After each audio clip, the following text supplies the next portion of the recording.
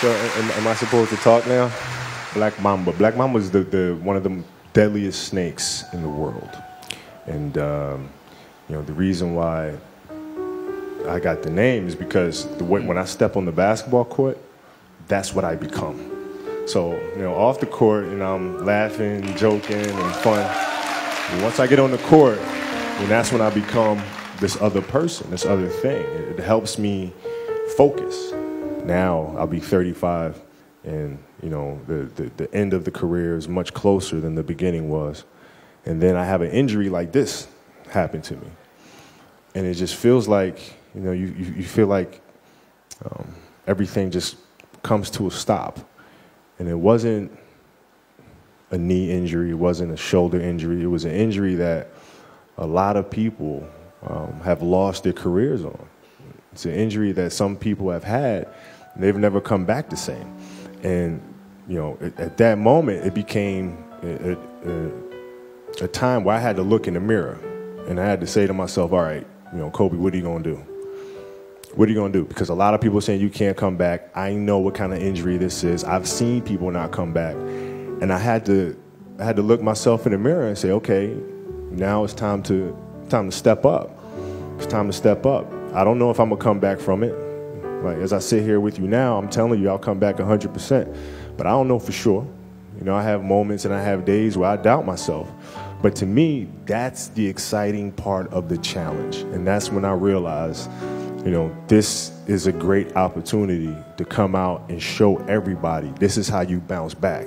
This is how you respond to a challenge. And the people who say you'll never do it, you'll never make it, this is how I look at that. The people that say you will never come back from this injury, to me, that means that if they had this injury, they would quit. That's what that means to me. Because if they sit there and look at me and say, I can't do it, that means if this happened to you, you wouldn't do it. So I have to show them. I have to show them just as much as I show the people who are supporting me that this can be done, and this can, I can't come back from this. And by me coming back from this shows the people who doubt me, hopefully it makes them reconsider what's possible. And I think that's the important story about the scar. And a scar is nothing but a good story anyway. So.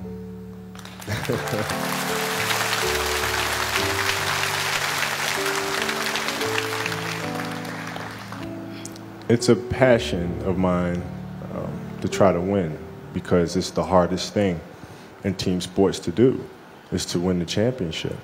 And as a competitor, you want to go after that which you feel is the biggest challenge. And the biggest challenge is, how do you take a group of individuals and help them become one and get to the top of that mountain again and again and again. And that's the biggest challenge in team sports, and that's why I love going after it. Well, I think that the important thing for me has always been responding to challenges, not being afraid of those challenges.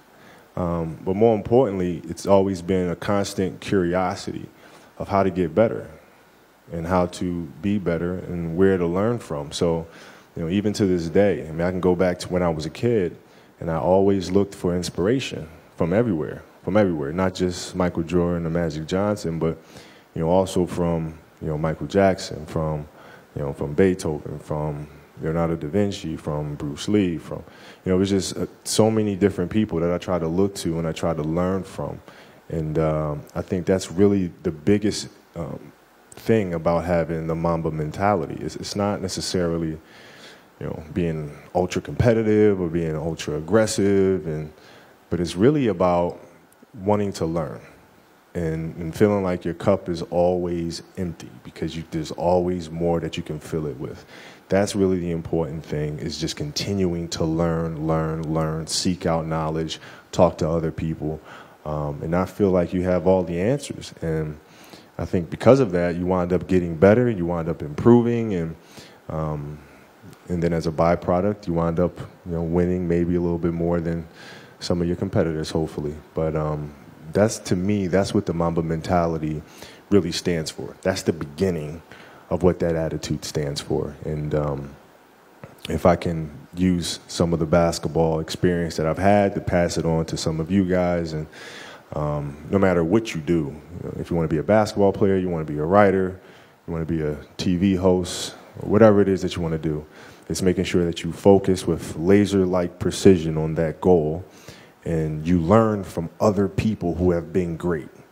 Because no matter what they're doing, there's always a common thread. There's always a common denominator between what has made people great and what separates good from great.